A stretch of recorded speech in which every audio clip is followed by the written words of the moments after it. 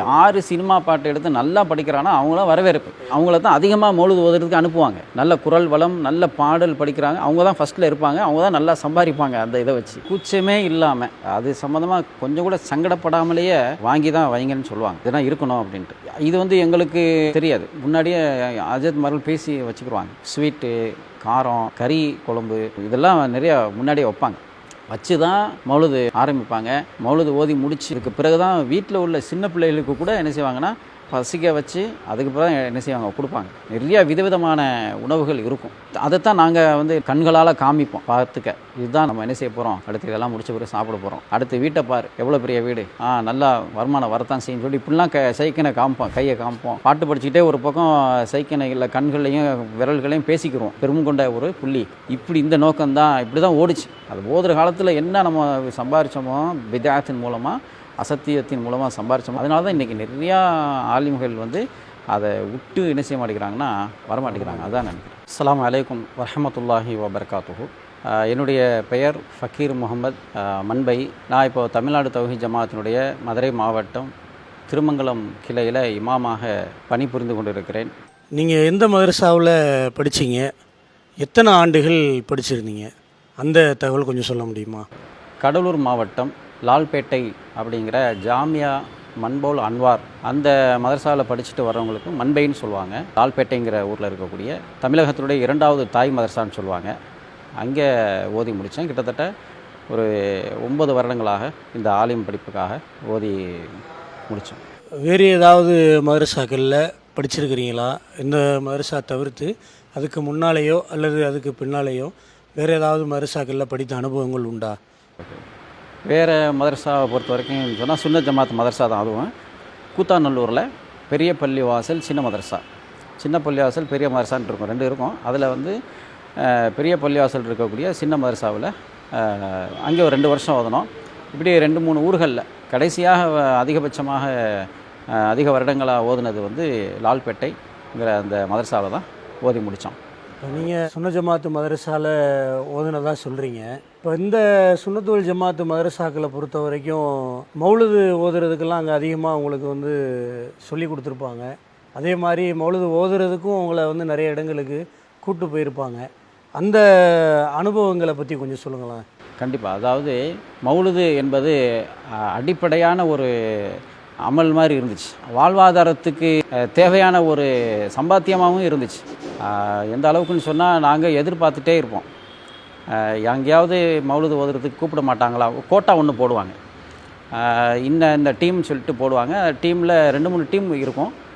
நல்ல குரல் வளம் வாய்ந்த சில மாணவர்கள் இருப்பாங்க, நல்ல பாடல் படிக்கக்கூடிய மாணவர்கள் இருப்பாங்க. நாங்கள் எதிர்பார்த்துட்டே இருப்போம். யாரையாவது சந்தித்து நம்ம தொழுகைக்கு அழைப்பு கொடுப்போம் அப்படிங்கிற அந்த தாவா பணியில் ஆர்வம் மூட்டவே கிடையாது. எப்படா நம்ம வீட்டில் போய் மௌலூது ஓதணும், யாராவது மௌத்தா போனால் கத்தம் ஓதணும், இப்படி எதிர்பார்த்துட்டே இருப்போம். எந்த அளவுக்குனா இந்த மௌலூது எப்படி நாங்கள் பயிற்சி எடுப்போம்னு சொன்னால், நாங்கள் குளிப்பதற்காக போவோம். பிரம்மாண்டமான ஒரு இடம் தான் அது. குளிக்கிற பாத்ரூம் பார்த்திங்கன்னா அவ்வளோ சத்தமாக பேசினாலே ஒரு எதிரொலி கேட்கும். அப்போ நாங்கள் அங்கே பாட்டு படிச்சுட்டே தான் என்ன செய்வோம், சினிமா பாட்டு. இத்தனைக்கும் சினிமா பாட்டு ட்ரைனிங் அப்படியே மௌலூதுக்கு மாற்றணும்ல என்பதற்காக வேண்டிய என்ன செய்யணும்னு சொன்னால், அதில் கொஞ்சம் நான் பெருமைக்காக சொல்லலை, அந்த குரல் வளமும் அந்த ராகமும் நல்லா என்ன செய்வோம்னு சொன்னால் படிப்போம். அதை அப்படியே அந்த திறமையை எதில் காமிச்சோம்னா மௌலூதில் காமிச்சோம். அல்லாஹ்வுடைய கிருபையினால் ஏகத்துவ கொள்கைக்கு வந்த பிறகு பயான்லையும் அதே மாதிரி இமாமத்து பணியில் தொழுகைக்காக அல்லாஹ்வுடைய வேதத்தை ஓதுறதுக்காக காட்டிட்டோம். அது ஒரு வகை. அது ஒரு வாழ்வாதாரத்துக்காக வேண்டிய படிக்கும்போதே மாணவர் பருவத்திலேயே சம்பாதிக்கணும் அப்படின்ற எண்ணத்தை என்ன செஞ்சுருக்காங்க. இந்த மௌலூது என்பது நம்மளை வளர்த்துச்சு. இந்த மௌலூது ஓதுறத ஒரு வாழ்வாதாரத்துக்காகத்தான் கற்றுக் கொடுத்துருக்குறாங்க அப்படிங்கிற மாதிரி சொல்லியிருந்தீங்க. அது எல்லாத்தையுமே ஓப்பனாகவே ரொம்ப தெளிவாக சொன்னீங்க. இப்போ இந்த மௌலூது உங்களை ஓதுறதுக்காக கூட்டு போய் ஓதி முடிச்சுட்டு அதிலேருந்து எவ்வளவு பணங்கள் அவ்வளோ கொடுப்பாங்க உங்களுக்கு அந்த காலகட்டத்தில் மௌலூது ஓது? ஏன்னா ஒரு வாழ்வாதாரம். ஆமாம் ஆமாம். அந்த அளவுக்கு ஒரு மனிதனுடைய குடும்பத்தை ரன் பண்ணுற அளவுக்கு போதுமான அளவுக்கு கொடுத்தாங்களா, இல்லை அதையும் தாண்டி கொடுத்தாங்களா, இல்லை அதோட ரொம்ப கம்மியாக கொடுத்தாங்களா? அதை கொஞ்சம் சொன்னால் நல்லா இருக்குண்ணே. அதாவது புதுசாக வீடு கட்டினவங்க, அதே மாதிரி வெளிநாட்டிலேருந்து வந்த மக்கள் சந்தோஷமாக ஒரு காரியத்தை செய்யணும், நல்ல காரியத்தை செய்யணும் அப்படின்னு சொன்னால் இந்த மௌலுது தான் ஓதுவாங்க. பணம் நல்லா வாரி கொடுப்பாங்க, வாரி வாரி வழங்குவாங்க, அந்த அளவுக்கு நிறையா கொடுப்பாங்க. அப்போ மௌலுதுக்குன்னு இவ்வளவுன்னு ஒரு ரேட் இருக்குது. அந்த ரேட்டு பிரகாரம் எங்களுக்கு வரும். அதிலே கொஞ்சம் அப்படி இப்படின்னு எங்களுக்கு மத்தியில் ஒரு பொறாமை போட்டியெல்லாம் இருக்க தான் செய்யும். அதே மாதிரி குரான் ஓதுறதுக்கு அதுக்கு ஃபிக்ஸடு. அன்றைய காலத்திலேயே 100 ரூபா 200 ரூபா அப்படின்ட்டு பெரிய அமௌண்ட். அது கிட்டத்தட்ட அது நாங்கள் ஓதி முடிச்சு 30 வருஷம் ஆயிடுச்சு. 1995 பட்டம் வாங்கினோம். நம்ம போய் சேர்ந்தது 89 சேர்ந்தோம், 1989. அப்போ அந்த காலகட்டத்தில்னா 100 ரூபா 50 ரூபாங்கிறது பெரிய காசு. 100 ரூபா நோட்டெல்லாம் ரொம்ப பெருசாக அகலமாக இருக்கும். அது அன்றைக்கி அதுவே அதிகமான பணம் தான். ஆனால் இது அவங்களுக்கு பிதத்துன்னு தெரியாது. அந்த செல்வந்தர்களுக்கு சொல்லியும் கொடுக்கல, இமாம்களும் உஸ்தாதுமார்களும் சொல்லிக் கொடுக்கல. அதனால் இது ஒரு வணக்க வழிபாடாக நினச்சிட்டு மங்களகரமாக இருக்கும். மௌலுது ஓதுனா ஒரு பரக்கத்து வரும்னு நினச்சிட்டு என்ன செய்கிறாங்கன்னா அந்த காரியத்தை செஞ்சாங்க. அதுக்காக அள்ளியும் கொடுத்தாங்க. எங்களுக்கு மத்தியில் நாங்கள் பிரிச்சுக்கிறோம். ஒரு டீம் 12 பேர் போயிட்டு வந்திருக்காங்க அப்படின்னா அந்த 12 பேர்த்துக்கு இவ்வளவு பணம் வந்துச்சுன்னா அதுலேருந்து பிரித்து கொடுத்துருவாங்க. இப்போ அந்த மௌலுது பாடல்கள் எல்லாம் நாங்கள் நிறையா சினிமா பாடல்களை எடுத்து எடுத்து பாடுவோம் அப்படின்ற மாதிரி சொல்கிறீங்க. இப்போது இது ஒரு வணக்கமாக இருக்குது. இது அல்லாஹ்வை வணங்குறதுங்கிறது ஒரு வணக்கம். இப்போ மௌலுதை வணக்கம் மாதிரி அவங்க செயல்படுத்துகிறாங்க அப்படின்னா அதில் சினிமா பாட்டை உள்ளே புகுத்தும் போது உங்களுடைய மனநிலையெல்லாம் எப்படி இருக்கும்? அது உண்மையிலேயே ஒரு இரையச்சத்தை ஊட்டுற மாதிரி உங்களுக்கு இருக்குமா? இல்லை சினிமா பாட்டுங்கிறனால அந்த பாட்டினுடைய நினைவுலேயே ஒரு கூத்தடிக்கிற மாதிரி மனநிலை? அதாவது வணக்க வழிபாடுங்கிறது சுத்தமாக கிடையாது. எங்களுக்கு அந்த மாணவ பருவத்திலேயே என்ன செஞ்சுருக்கணும், இதை வணக்க வழிபாடுன்னு சொல்லியிருந்தால் அப்போவே சத்தியத்தை விளங்கி அதை தூக்கி போட்டு வந்திருப்போம். சொல்லலை, அது வணக்க வழிபாடாகவே கருதப்படலை. எந்த அளவுக்கு நான் போட்டி போட்டு புது படம் வந்தால் அந்த புது படத்தினுடைய எந்த பாட்டு ஹிட் ஆகுதோ, எது பிரபலம் ஆகுதோ அந்த பாட்டுடைய மெட்டை எடுத்து நாங்கள் போட்டி போட்டு என்ன செய்வோம்னு சொன்னால் அந்த செயல் என்ன செய்வாங்கன்னா ஒரு மௌலுது வரியை படிப்பாங்க. அதுக்கு அடுத்த பைத்து அந்த வரிசையை படிக்க போகும்போது அதை விட சூப்பரான ஒரு பாடலை எடுத்து நாங்கள் படிப்போம். ஒருத்தர் பார்த்து சிரிச்சுக்கிடுவோம். போட்டி போகாமல் அதில் இருக்கும். சினிமா பாட்டு மெட்டில் மௌலுது ஓதுறதுல அப்படி தான் டைமிங் போயிட்டே இருக்கும். அப்பப்போ டீ கொடுப்பாங்க, அப்பப்போ ஸ்நாக்ஸ் கொடுப்பாங்க.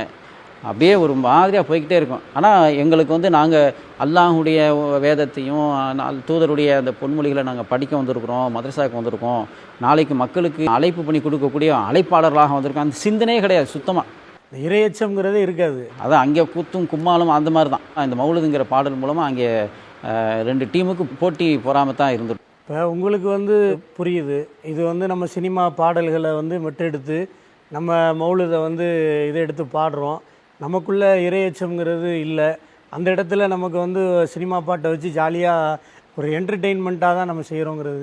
இதை கேட்குற அந்த குடும்பத்தாருக்கு எப்படி இருக்கும்? அவங்கள மனநிலையை பார்த்துருப்பீங்களா? அவங்களாம் எப்படி இபாதத்தோடு தான் அதை கேட்குறாங்களா? ஆமாம். இல்லை நீங்கள் இருக்கிற மனநிலையில் தான் அவங்களும் இருக்கிறாங்களா? அதாவது அவங்க பாமர மக்கள். அவங்கள நாங்கள் அரபியில் என்ன சொல்லுவோம், அவாமுன் நாஸ் அப்படிம்போம். ஒன்றும் தெரியாத மக்கள். நாங்கள் என்ன செய்தாலும் அவங்க ஏற்றுக்குறாங்க. ஓதுற பிள்ளை, மதரசால படிக்கிற பிள்ளை, ஏதோ மலக்கே வீட்டுக்கு வந்த மாதிரி, ஓதுற பிள்ளை வந்தால் மலக்கே வந்த மாதிரி நினைப்பாங்க. என்ன நாங்கள் அட்டுழியம் பண்ணாலும் அவங்களுக்கு அது இதாகவே தெரியாது, தவறாகவே தெரியாது. இன்னும் சொல்வதாக இருந்தால் இந்த மௌலுதில் சினிமா பாடல் படித்து பழகினால எங்களுக்கு இன்னொரு தப்பான வழிகாட்டில் என்ன பண்ணியிருக்காங்க அப்படின்னா, இது உண்மையாக சொல்கிறேன். நான் லால்பேட்டையிலேருந்து கும்பகோணம் வழியாக தஞ்சாவூர் வழியாக வருவோம், லீவில் வரும், விடுமுறையில் வரும்போது தஞ்சாவூரில் இறங்கி சினிமா படம் பார்த்துட்டு தான் ஊருக்கு வரும். 2 படம் 3 படம் அன் டைம் பார்த்து முடிச்சு தான் வருவோம். அப்போ அங்கேயே எங்களுக்கு அந்த மாதிரி பயிற்சி அளிக்கும்போது அடுத்து சினிமாக்கள்லாம் பார்த்தா தான், அந்த பாடல்லாம் கேட்டால் தான் என்ன செய்ய முடியும், நல்ல விதமாக மௌலுதுங்கிற அந்த விதத்தை செய்ய முடியும். அப்படி தான் எங்களுக்கு பயிற்சி அளிக்கப்பட்டது. சாதாரணமாகவே நம்ம ஒரு பள்ளிவாசலில் தொப்பி போடாமல் போய் தொழுதோம்னா தொப்பி ஒரு சுண்ணத்து, அது எப்படி ஒரு சுண்ணத்தான காரியத்தை நீ செய்யாமல் பள்ளிக்குள்ளே தொழலாம் நீ அப்படின்னு இறுக்கி பிடிக்கிற ஆட்களை தான் பார்த்துருக்குறோம்.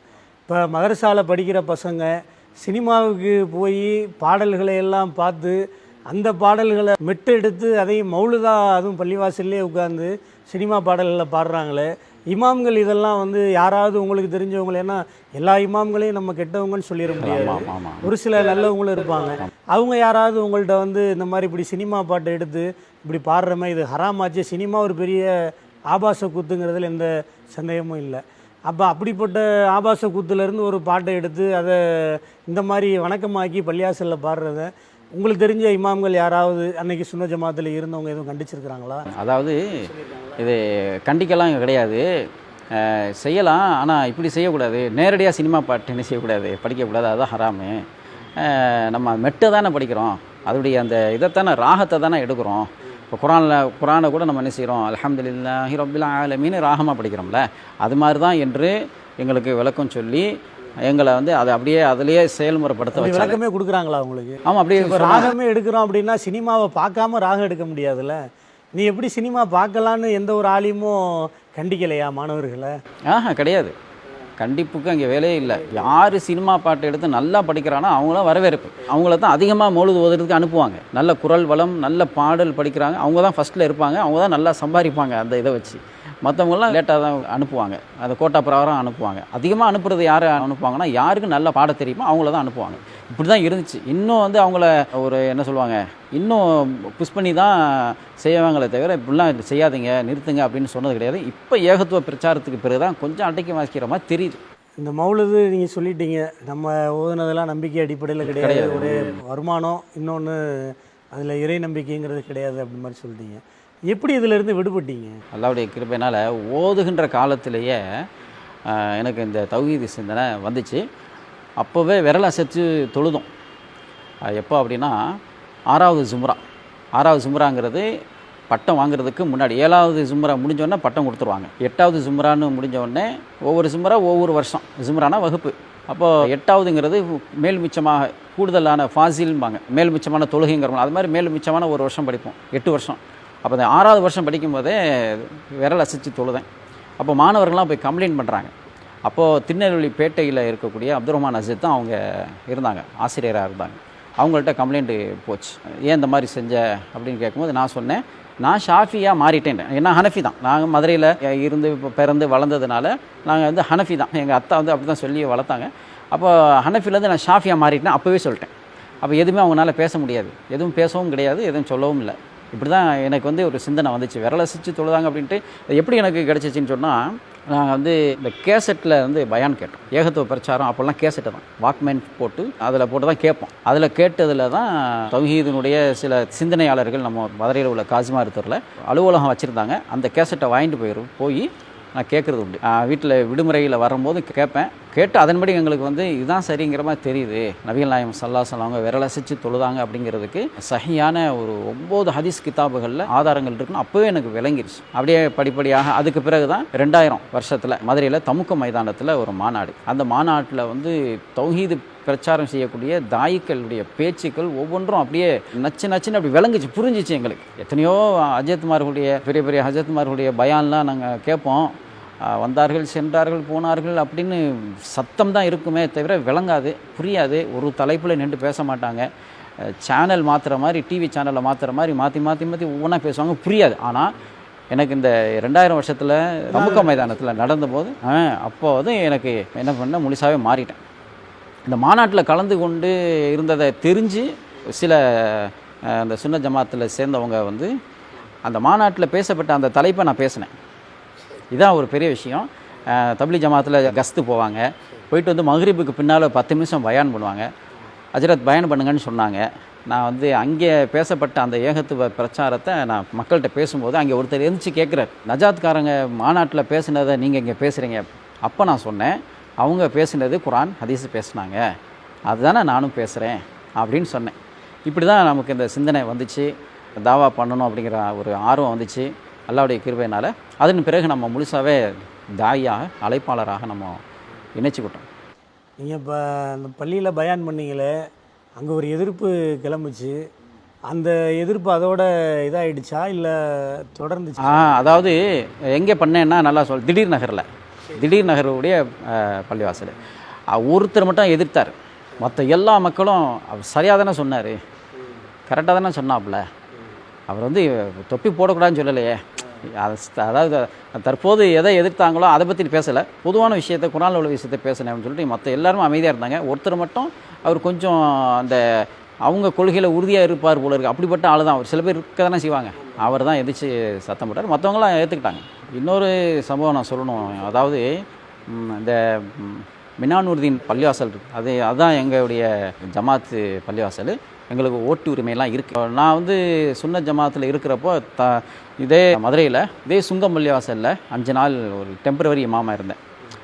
அதே மாதிரி எல்லா ஊர்களும் எல்லா பள்ளிவாசலும் இருந்துட்டேன். அப்போது மினானு நூறுதீன் அந்த பள்ளிவாசலில் இருக்கும்போது வைக்கும்போது நான் நிறுத்தி நிதானமாக தொழுவேன். தவி சிந்தனை வந்ததுக்கு பிறகு கொஞ்சம் காலம் இருந்தேன். அதில் நிறுத்தி நிதானமாக தொழுவேன். அங்கே உள்ள இமாம், ஏன் இவ்வளோ நிறுத்தி நிதானமாக தொழுறீங்க அப்படின்னு. அப்படித்தானே ரசூலுல்லாஹி ஸல்லல்லாஹு அலைஹி வஸல்லம் சொன்னாங்க அப்படின்னு சொன்னதுக்கு அவர் சொன்ன காரணம் என்னென்னா, நம்ம தான் ஹனஃபி ஜமாத்தாச்சே, ஷாஃபி மாதிரி தொழுறீங்க அப்படின்னு. அப்போ அல்லாவை வணங்குவதற்காக வேண்டி வேகமாக தொழுகிறது மெதுவாக தொழுகிறது இது ஒரு பிரிவினை இருக்கா அப்படிங்கிறத இன்னும் கொஞ்சம் அவங்கள்ட்ட உறுதியாக பேசினேன், எடுத்து சொன்னேன். நம்மோட படித்த ஒரு சகோதரர் அவங்களும் அவங்கள்ட்ட எடுத்து பேசணும். அவங்க அப்படி புரிஞ்சுக்கிட்டாங்க. இப்படி நிறைய விஷயங்கள் வந்து நம்மளை வந்து இந்த ஏகத்துவ கொள்கையில் வரவழைச்சது எதுன்னு சொன்னால், இது மாதிரியான அசத்திய விஷயங்கள் அவங்க சொன்னதை வச்சு தான் நம்ம இதில் வந்தோம். இந்த மௌலுது ஓதுகிற காலகட்டங்களில் என்ன மாதிரியெல்லாம் மௌலுதுகள் ஓதுறாங்க? ஏன்னா நிறைய காரியங்களுக்கு மௌலுது ஓதுறாங்க. ஏன்னா நீங்கள் உங்கள் காலத்தில் நீங்கள் பார்க்கும்போது என்ன மாதிரியான விஷயங்களுக்கெல்லாம் இந்த மௌலுதை வந்து எடுத்து ஓதிக்கிட்டு இருந்தாங்க அப்படிங்கிறத கொஞ்சம் சொல்லுங்களேன். மௌலுதுக்கு வந்து நல்ல விஷயங்களுக்காக மட்டுமே எதையும் செய்வாங்க. இப்போது புது வீடு புகும் விழாவுக்கு என்ன செய்வாங்கன்னா மௌலுது ஓதுவாங்க. இந்த மாதிரி நல்ல விஷயங்களுக்காக வேண்டிய கல்யாணம் நாளைக்கு அப்படின்னா முதல் நாள் ஒரே ஆட்டம் பாட்டம் குதியாட்டம் தான். நீங்கள் சொன்ன மாதிரி கூத்து கும்மாளமாக தான் இருக்கும். மக்கள்லாம் அங்கே ஒரு பக்கம் சந்தோஷமாக இருப்பாங்க.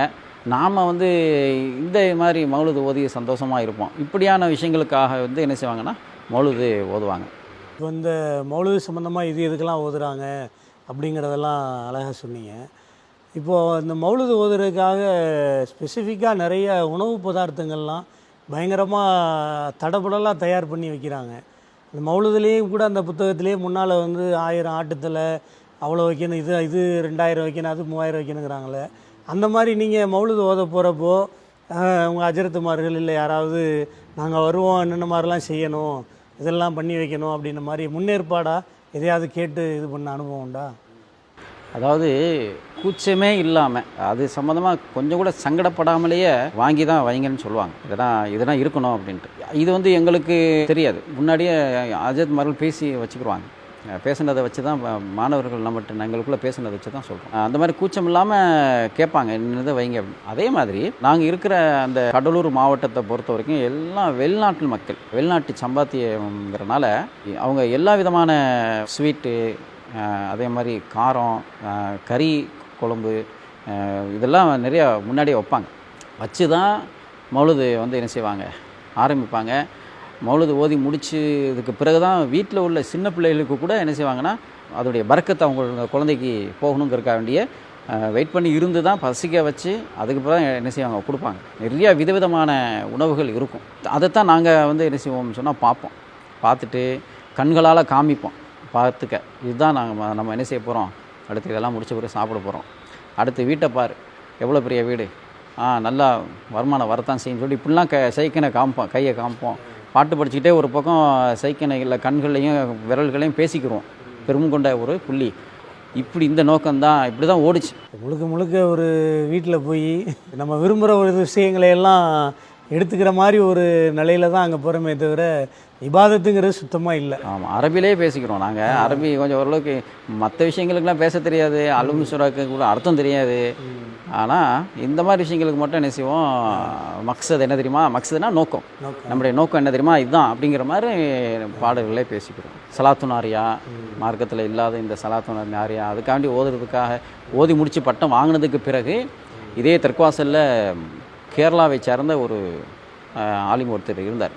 அவர் மூலமாக பயங்கரமான வருமானம் வரும். நாங்கள் இங்கேருந்து மேட்டுப்பாளையம்லாம் போயிருக்கோம் சலாத்து நிறையா ஓதுறது. அதுக்காக எங்களுக்கு போக்குவரத்து செலவு எல்லாம் கொடுத்துருவாங்க, தங்குற செலவு, அங்கே சாப்பாடு, வரும்போது பணம், அதிகமான பணம் கொடுத்து விடுவாங்க. அதனால் அது தொடருது அப்படியே. அது ஓதுகிற காலத்தில் என்ன நம்ம சம்பாரித்தோமோ பிதாத்தின் மூலமாக, அசத்தியத்தின் மூலமாக சம்பாரித்தோமோ அதனால தான் இன்றைக்கி நிறையா ஆலிம்கள் வந்து அதை விட்டு என்ன செய்ய மாட்டேங்கிறாங்கன்னா வரமாட்டேங்கிறாங்க. அதுதான் நினைக்கிறேன். சரி, ஓகே. அல்ஹம்துலில்லாஹ் நிறைய விஷயங்களுக்கு பதில் சொன்னீங்க, அனுபவங்களை சொன்னீங்க. இப்போ கடைசியாக ஒரே ஒரு கேள்வி. இப்போ கிட்டத்தட்ட ஒரு 35-40 வருடங்களாக வந்து இந்த மௌலுதுக்கு எதிராக ஏராளமான பிரச்சாரங்களை நம்ம ஜமாத் சார்பாக நம்ம செஞ்சுக்கிட்டு வர்றோம். அல்ஹம்துலில்லாஹ். இவங்க நிறைய மக்கள் வந்து இப்போ மௌலுதிலிருந்து மீண்டு இருந்தாலும் கூட ஒரு பகுதி மக்கள் வந்து இன்னும் இதை வந்து தூக்கி பிடிக்கிற வேலைகளை ஆலிம்களும் அல்லது அதை இது பண்ணக்கூடிய மக்களும் பண்ணிக்கிட்டு தான் இருக்கிறாங்க. அந்த மக்களுக்கு நீங்கள் என்ன சொல்ல விரும்புகிறீங்க? பேசின இந்த வீடியோவில் இதெல்லாம் உண்மை, அல்லாஹ் மீது சத்தியமாக இது உண்மைதான். வேறு மற்றவங்க மாதிரி ஒரு பிரபலமாகணும் என்பதற்காக வேண்டி இந்த ஜமாத்தில் பொறுத்த வரைக்கும் அதெல்லாம் வந்துட்டு எதுவும் இருக்காது. அப்போது நான் மௌத்தா போகிற வரைக்கும் இது சத்தியம், இது உண்மை தான் அப்படிங்கிறத நான் சொல்லிக்கிறேன். இந்த மக்களுக்கு நான் என்ன புரிய வைக்க போகிறேன் அப்படின்னா, நீங்கள் தௌஹீத் ஜமாத்துங்கிற பேனரை பார்க்காம, அமைப்பினுடைய பெயரை பார்க்காம சொல்லக்கூடிய இந்த விஷயங்களை, ஏன்னா கிட்டத்தட்ட நம்ம மதரசாவில் ஊறி போய் ஓதி முடித்து ஒருத்தர் வெளியே வந்திருக்காங்க அப்படின்னா கண்டிப்பாக மனமாற்றத்தினால வர முடியாது. மனிதர்களால் யாரும் மனமாற்ற முடியாது, அல்லாஹ் தான் மாற்ற முடியும். அப்போது ஒரு மனமாற்றத்தின் மூலமாக நம்ம வெளியே வந்திருக்கோம் அப்படின்னு சொன்னால், அப்போ இவங்க சொல்கிறதெல்லாம் சரியாக தான் இருக்கும் அப்படிங்கிறத அந்த மக்கள் சிந்தித்து பார்க்கணும். அதே மாதிரி ஆலிம்கள், இன்றைக்கி அல்லாஹ் யாருக்கு எப்போ மரணம் கொடுப்பான்னு சொல்ல முடியாது. மரணத்திற்கு முன்பாக மக்களுக்கும் இது சொல்லிடுங்க, இது மௌலுது என்பது பொய் கிடையாது அப்படிங்கிறதையும் சொல்லிடுங்க. மரணத்துக்கு முன்னால் நீங்களும் அதை விட்டுருங்க அப்படிங்கிறது தான் என்னுடைய கோரிக்கையாக, ஆசையை நான் சொல்கிறேன். ஜஸாக்குமுல்லாஹ் ஹைர். உங்கள் அல்ஹம்துலில்லாஹ். அல்லாஹ் போதும். இந்த விஷயங்களை சொன்னதுக்கு அல்லாஹ் போதும். அல்லாஹ்வுக்கு. அஸ்ஸலாமு அலைக்கும் வரஹ்மத்துல்லாஹி வபரகாத்துஹு. அல்லாஹு அக்பர். அல்லாஹ்